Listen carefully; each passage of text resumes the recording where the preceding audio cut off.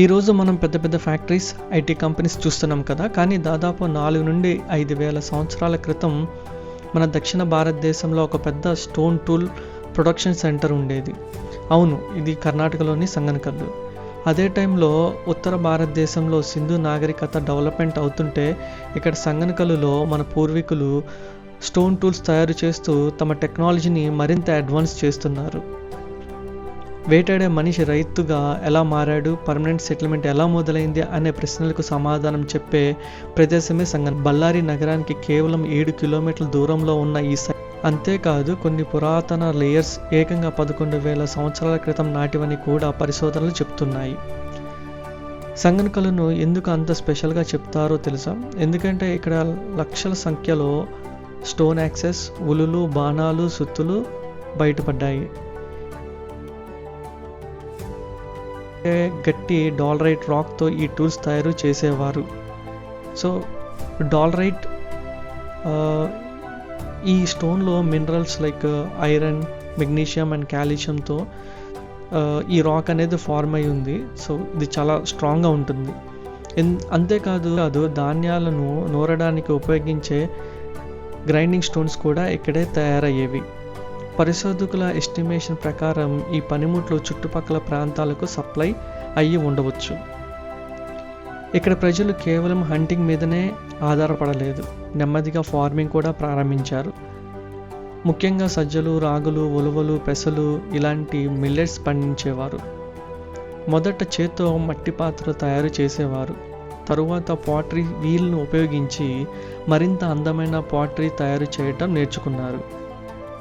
సంగనకల్లులో మరో ఇంట్రెస్టింగ్ విషయం ash mountains అంటే బూడిద దిబ్బలు. ఆవులు, ఎద్దులను చాలా గౌరవంగా చూసే ఈ ప్రజలు పశువుల పేడను ఒక చోట పోగు చేసి కొన్ని ప్రత్యేక రిచువల్ సమయంలో కాల్చేవారని పరిశోధకులు భావిస్తున్నారు.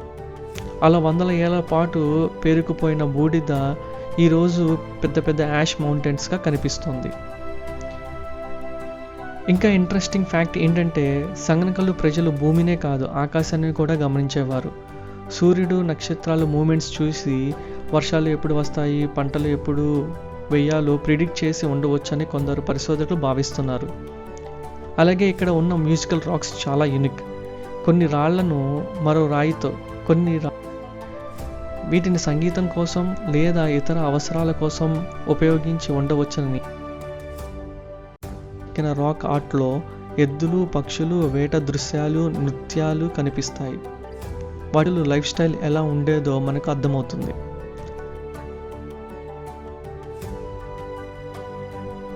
సంగనకల్లు కేవలం రాళ్లతో నిండిన కొండ కాదు, అది మన దక్షిణ భారతదేశం హిస్టరీలో ఎంతో ముఖ్యమైన హెరిటేజ్ సైట్.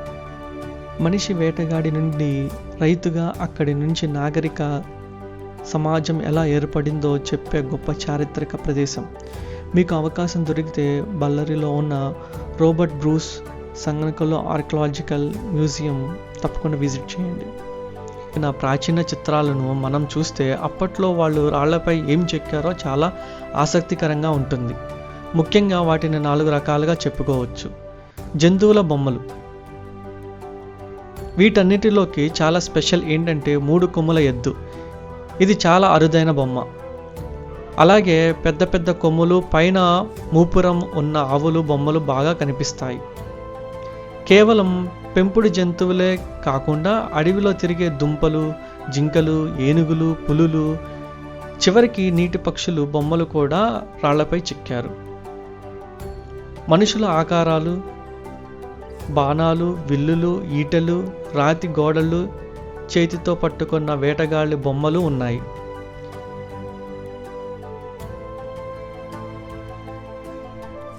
వేడుకలు లేదా పండుగలలో అందరూ చేతులు పట్టుకొని గుంపుగా డ్యాన్స్ చేస్తున్నట్టు ఉండే బొమ్మలు కూడా కనిపిస్తాయి. వాళ్ళు రోజువారీ జీవితం మరియు ఆచారాలు. జంతువులను వేటాడుతున్నట్లు, ఆవులు మందలను కాస్తున్నట్లు ఉన్న దృశ్యాలు అప్పటి జీవిత శైలిని మనకు కళ్ళకు కట్టినట్టు చూపిస్తాయి.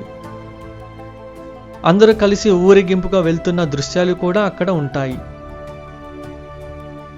ఆకాశం మరియు గురుతుల బొమ్మలు. రాళ్లపై చిన్న చిన్న గిన్నెలతో గుంతలు చేసి ఉంటారు. నక్షత్రాలు గమనాన్ని, వర్షం పడే కాలాన్ని గుర్తుపట్టడానికి వీటిని వాడేవారని అంటారు. ఇవే కాకుండా సూర్యుడి బొమ్మలు, రకరకాల గీతలు, డిజైన్స్ కూడా చెక్కారు. వాళ్ళు ఇవి ఎలా చెక్కారో తెలుసా? అప్పట్లో వాళ్ళు రంగులు ఉపయోగించలేదు. డార్క్ కలర్లో ఉండే పెద్ద బండరాళ్లపై వేరే గట్టి రాతి పనిముట్లతో గట్టిగా కొట్టి కొట్టి చెక్కారు. దాంతో పై పొర ఊడిపోయి లోపల ఉండే తెల్లటి రాయి బయటపడి ఈ అందమైన బొమ్మలు తయారయ్యాయి.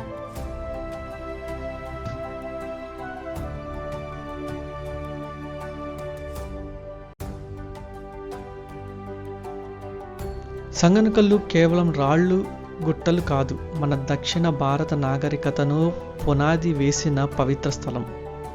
వేటగాడిగా ఉన్న మనిషి శాస్త్రవేత్తగా, రైతుగా మారిన ప్రయాణానికి ఇది సజీవ సాక్ష్యం. మీరు గనక ఈ అద్భుతమైన ప్రదేశాన్ని చూడాలనుకుంటే బళ్ళారిలోని రాబర్ట్ బ్రూస్ ఫోర్ట్ సంగనకల్లు ఆర్కియాలజికల్ మ్యూజియంను తప్పక సందర్శించండి.